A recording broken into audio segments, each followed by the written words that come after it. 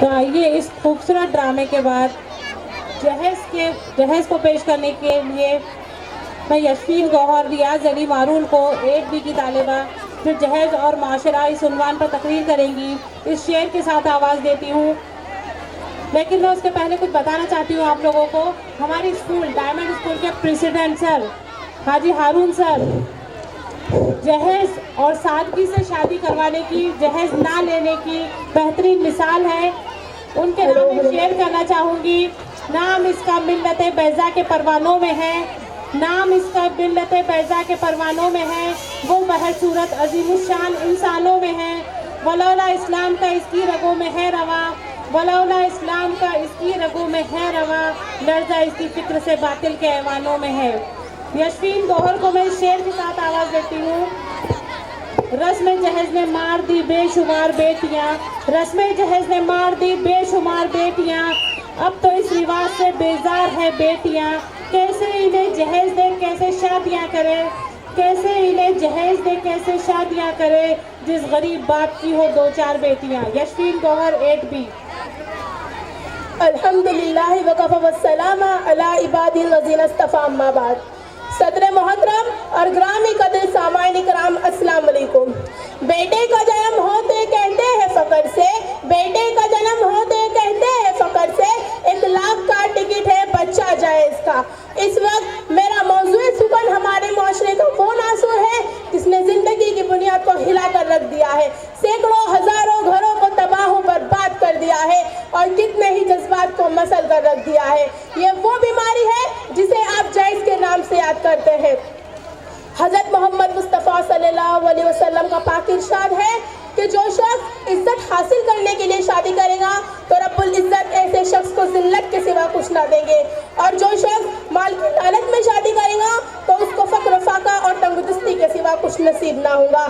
اسلام کے پاسبانوں، آج ہندوستان کے اندر اور خاص طور سے ہمارے معاشرے میں جہیز ایک ایسا ناصور بن گیا ہے جو ایٹمی ہتھیار سے زیادہ خطرناک اور مہلک ثابت ہوتا جا رہا ہے. اس منحوس جہیز کی بنیاد پر ہندوستانی معاشرے کے روزمرہ اخبارات کی رونق زار بن کر یہ سرخیاں چھپتی ہے کہ فلاں شوہر نے اپنے سسرال والوں سے اسکوٹر نہ ملنے پر اپنی نئی نویلی دلہن کو جلا دیا، فلاں شخص نے مزید جہیز کا مطالبہ پورا نہ کرنے پر اپنی بیوی کو موت کے گھاٹ اتار دیا. عجب ماجرائے حضرات دیکھیے، عجب ماجرائے حضرات دیکھیے، داماد مانگتا ہے خیرات دیکھیے. پیارے دوستو، اخبارات کی یہ سرخیاں بھی غیر گم ہوئی کے بارے میں نظر آتی تھی، مگر افسوس، صدا افسوس کے رفتہ رفتہ ہمارے اسلامی معاشرے کے اندر بھی یہ وبا پھیل چکی ہے. آج اخبارات کے اندر جہیز کے لیے بھیٹ چڑھنے والی کئی فاطمہ، کہیں رضیہ تو کہیں شبنم و فرزانہ اسلامی شریعت کے نام لیواؤں سے پکار پکار کا کہہ رہی ہے کاش ہماری اسلامی شریعت کتابوں اور موضوع کے بجائے عمل میں آ جاتی. پیارے دوستوں اور اسلام کے نوجوانوں، عورت رب العزت کی جانب سے عطا کردہ وہ حسین تحفہ ہے جس نے انسان زندگی میں رعنائی بخشی. اسی عورت کے طنز نظاروں میں خوبصورتی پیدا ہوئی، اسی معصوم کلی نے حضرت آدم علیہ السلام کی زندگی سے خوف و وحشت کو دور کیا. مگر ان تمام باتوں کے باوجود ظلم و ستم کی تاریخ شاید ہے کہ اس دار فانی میں جتنے مظالم برپا ہوئے ہیں وہ زیادہ تر صنف نازک پر ہی کیے گئے ہیں. اس بے رحم سماج نے عورت کو جس نظر سے دیکھا ہے وہ نہایت قابل مذمت ہے، اور تاریخ عالم ان دردناک واقعات سے بھری پڑی ہے. کبھی مریم علیہ السلام کو دنیا والوں نے متہم کر کے جنگلوں کی خاک چھاننے پر مجبور کیا، تو کبھی نمرود نے اپنی بیٹی کو اسلام لانے کی پاداش میں آگ میں ڈالا، تو کبھی عرب کے جاہل معاشرے نے لڑکیوں کی پیدائش کو اس طرح منحوس تصور کیا کہ ان کے زندہ ہوتے ہی انہیں زندہ در غور کر دیا. ارے جہیز کے ٹھیکیداروں، ذرا کان کھول کر سنو، دیکھو سید الانبیاء تاجدار بدھا احمد مجتبی محمد صلی اللہ علیہ وسلم کی پیاری اور لاڈلی بیٹی بی بی فاطمہ رضی اللہ تعالیٰ عنہ کا قد وصول کس انداز سے ہوتا ہے کہ جسم پر جو چادر ہے اس میں 16 پیون لگے ہوئے ہیں، اور بنت رسول اللہ ہونے کے باوجود پیادہ پا شیر خدا حیدر کرار رضی اللہ تعالیٰ عنہ کے گھر کی جانب روانہ ہو رہی ہے. دیکھیے، جب حضرت علی اور حضرت فاطمہ کا رشتہ طے ہوا تو حضور صلی اللہ علیہ وسلم نے حضرت علی سے پوچھا، حضرت علی تمہارے پاس کیا ہے؟ تو حضرت علی نے فرمایا میرے پاس ایک زرہ اور ایک گھوڑا ہے، اور باقی حضرت علی کے پاس کچھ نہ تھا، کیونکہ وہ خود حضور صلی اللہ علیہ وسلم کی کفالت میں تھے۔ اور اس نکاح کی خاص بات یہ تھی کہ حضرت علی اور حضرت فاطمہ دونوں کے ولی حضور صلی اللہ علیہ وسلم تھے۔ تو نبی کریم صلی اللہ علیہ وسلم نے فرمایا حضرت علی مہر تو دینا ہے تو جاؤ اپنے اس زرے کو بیچ کر آؤ۔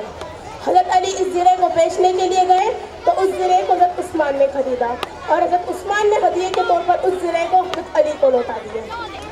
پھر اس زرے سے جو پیسے آئے تھے اس میں نبی کریم صلی اللہ علیہ وسلم نے اس ضرورت کا سامان منگوایا، جس میں ایک گدا جس میں کھجور کی چھال بنی ہوئی تھی اور 2 تکیے، دوسرا مشکزہ کنویں وغیرہ سے پانی نکالنے کے لیے، چکی آٹا پیسنے کے لیے، اور مشکل سے چند برتن۔ سبحان اللہ۔ دیکھیے یہ وہ چیزیں تھیں دیکھیے یہ وہ چیزیں تھیں جنہیں لوگ جہیز کا نام دیتے ہیں، مطلب ایسا جہیز جس میں والد یعنی حضور صلی اللہ علیہ وسلم کا ایک پیسہ بھی نہ تھا، اور یہ سب دولہے یعنی حضرت علی رضی اللہ تعالیٰ عنہ کے پیسوں سے منگوائی گئی تھی۔ تو بڑا مہربانی اسے جہیز کا نام نہ ہی دے تو بہتر ہوگا۔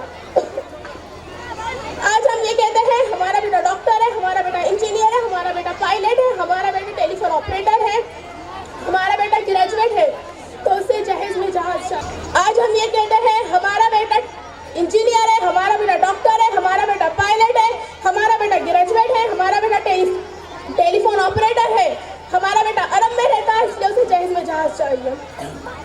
ارے اولاد پیدا کر کے جہیز کی تمنا کرنے والوں کان کھول کر سن لو، اگر تمہارا بیٹا ڈاکٹر ہے تو حضرت علی امیر المومنین تھے، اگر تمہارا بیٹا انجینئر ہے تو حضرت علی مجاہد تھے، اگر تمہارا بیٹا پائلٹ ہے تو حضرت علی خلیفہ رسول تھے، اگر تمہارا بیٹا گریجویٹ ہے تو حضرت علی فاتح الخیبر تھے، اگر تمہارا بیٹا ٹیلی فون آپریٹر ہے تو حضرت علی اسد اللہ جبار تھے، اگر تمہارا بیٹا پیکار سیاست ہے تو حضرت علی پیکار ولایت تھے۔